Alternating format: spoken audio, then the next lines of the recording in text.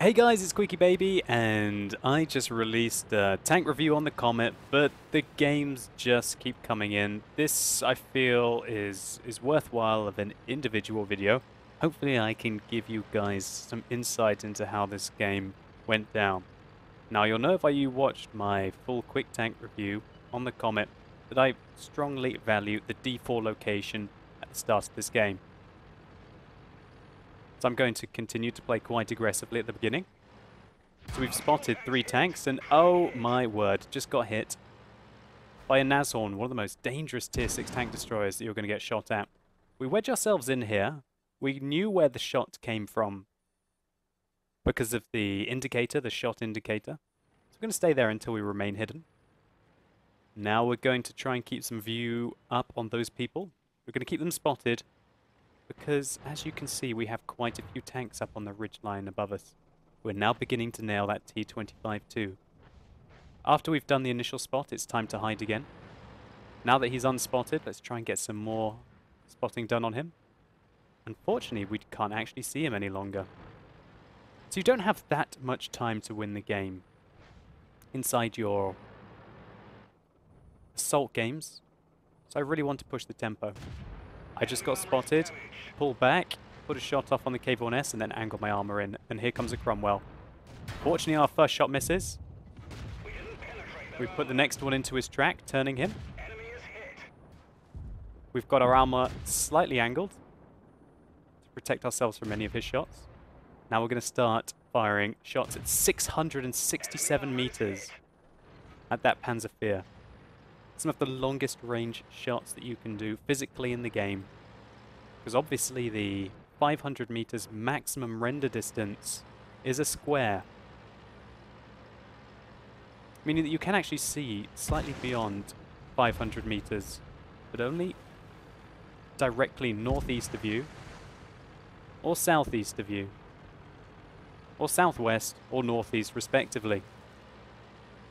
So now we're going to try and make some gunning on this BDR. That was a bit of a mistake there. I had a really good angle on my armor, and it would have been lucky for him to penetrate me. You saw that I jinked just too much, which probably angled my side armor at 45 degrees, which then meant that the BDR was able to penetrate us. However, you know, a BDR, it's 2 tiers below me. I need to keep some pressure up on him. And thankfully for us, he seems very preoccupied in shooting the T-3485. So we're able to feather the outline of his tank. And unlike the very similar game that you might have just seen if you saw my full review on the Comet, we've lost the northeast. Looks like we've invested all of our forces in the southwest. And the enemies must have been playing a good game in that northeast part, as they decimated our team. Until I fire there, the Panzerfahr H did not spot us. He still hasn't seen us until our last shot enters his tank. And oh my word, T-29, one of the most dangerous tanks you could ever want to meet at tier 7. Luckily for us, these guys don't seem too fussed about us. More interested in the T-3485 and their tunnel visioning. And that allows us to use our fantastic DPM in the Comet to put round after round into the side of that VK. I'm in a very sticky situation now. I'm trying to help out this T-3485. We put one into the Panther. Second one just misses. There's some rocks making it very tricky to get those shots. I knock over that tree, which might give a bit of intel to the enemy about my position. You should try and avoid knocking down all trees, of course, but let's slip on that one. So right now, what I'm hoping that I can do is fight off these 4 enemy tanks that are located all the way around me, allowing my team to hopefully push into the base from the west, because scores are fairly even now. We're only down by 1 tank.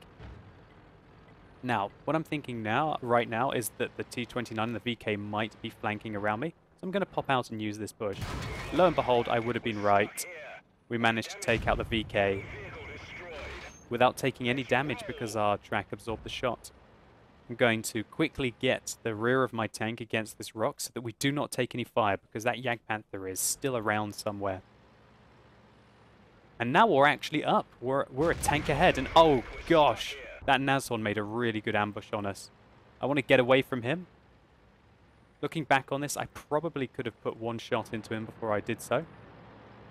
But I feel I'd rather have him advance at me. He respots us. I'm not getting shot, which means the Jagdpanther must have continued to go west. And this Nashorn makes his way around, plants a good shot into my tank, but luckily for me, my rate of fire is good enough to take him out. And I think he really got surprised at the rate of fire of the Comet there. We're able to do 327 damage to him very quickly. This game is certainly on. That T-29 has managed to help out that western flank, taking out that KV-1. And the Black Prince is doing a fantastic job of holding the base. Now, I've been reduced to a fraction of my health. But luckily, we have a fantastic opportunity here. Look at this. The side of a Black Prince. He's very much focused on that A44 he's engaged with. And we can hopefully help out this A44 to take out this Black Prince. Yes, we just about get him. Securing the 5th kill, doing 589 damage fairly rapidly to that Black Prince. Now there's a T-29 in the open, but unfortunately for us, he's on full health. We're trying to keep the gun singing. We managed to put 3 shots into him consecutively. That last one was a slight donkey shot, though. I'm feeling the pressure right now. The fact that the enemy have got some very healthy, dangerous tanks. And I could get sneezed on and die. So my immediate idea is to try and put pressure on the cap. But the A44 and the KV-1S on my team have no interest in capping, and they rush blindly into the open towards the T-29. I'm really not sure if that was the right idea. And now I'm thinking, holy moly, how am I ever going to win this one?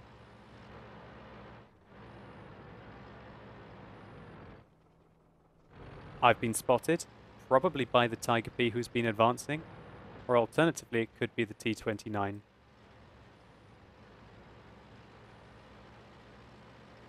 So, that bush looks like a fantastic opportunity to use my 12 degrees of gun depression. I need to get shooting my opponents while they advance. I have to try and engage them one by one. But unfortunately for me, we're assaulting, and so there's only 2 minutes left in the game. If this was a standard battle, I would be using all of my speed to try and flank, and probably try and catch the Tiger P while he's by himself, and try and engage the enemies one by one. However, I'm playing for the win. Got 1 minute and 40 seconds left. And here comes the Jagdpanther. Put our first round into him. And our second. We need to dodge one of his shots. I'm trying to bait his shots and we bounce it. Oh no, we didn't quite have the kill there on that Jagdpanther. I considered going all the way round. The Jagdpanther is charging me. And I feel that I'm going to have my best chance to get him right there. So now we've got a minute left. I decided that I wanted to put pressure on them. I thought maybe I could do 2,000 damage in the remaining minute if I penetrated every single shot. And unfortunately my luck ran out. Literally the enemies had, wow, the enemies had 1,700 health. Oh, sorry, 1,800 health remaining between them. To be able to kill both the enemies with 1 minute remaining, I would have to literally be going full auto and probably either get an ammo rack or a fire to be able to win there. As it was an assault, there was no way for me to draw this situation, so I decided that I would rather go down swinging than run away and simply secure my tank and keep it alive but still be defeated. So looking back on this game, I'm trying to think if there's anything that I specifically did wrong. I think I lost quite a lot of health too early. I think if I had remained a little bit more safe in D4, maybe not got shot by that BDR, I did take a couple of hits from the Nashorn, which are a little weak. But apart from that, I generally kept my gun singing, and we did a significant amount of damage to the enemies. I think if our KV-1 and our A44 had not left the cap circle and ran completely out into the open, selling their lives very cheaply there at the end, we might have had a chance. But really, 1v3 with only 2 or 3 minutes left on the game, where you have a slither of health, really puts you at a massive disadvantage. And I would have had to have the similar kind of luck that you saw Rambo have in his Cromwell. Anyway, let's take a quick look at the post-game stats. So that was a 2,365 experience defeat. That's 1,577 base experience for the defeat there. It was rather painful. This battle was just a couple of days before I released my quick tank review, hence why I didn't make it into it. But hopefully it showed you a little more of why I love the Comet and how I savor these kind of games. I love tricky situations. When World of Tanks throws you a challenge, for me, that's where I feel that you can do the most learning. To outthink and outplay your enemies. And I gave it my best shot here, but I just wasn't quite good enough. One thing I'd like to touch on quickly is that I've been really enjoying playing the Assault mode, which I recently re-enabled after I found that the confrontation was a bit of a disappointment for me. The Assault game mode has added like another fresh look at World of Tanks for me. Added more variety and put more challenges into the game. And if you haven't played the Assault mode in quite a while, I definitely recommend that you consider re-enabling it just for a little bit. But if you're going to do so, make sure you definitely approach it from the point of view of, I just want to add some variety in, and maybe I can go and pick up a few new tips. For me personally, it's emphasized the importance of some locations of the map that I did not respect earlier. Anyway, I hope you enjoyed this video and it was remotely useful to you. I'm trying to give you guys as much of my thinking towards the late game as possible. As much as it helps me to go and review my games where I feel like, oh, it was this close, but we didn't quite manage it. I think in this game we had done so much fighting to put our team in an advantageous position where we effectively had 3 tanks in the enemy base, and then just to rush out and assault them. I don't think it's quite going to work. Anyway, if you've enjoyed this video, please consider rating it down below. And let me know what you think specifically about the Assault mode. Have you currently got Assault disabled? If so, why have you got it disabled?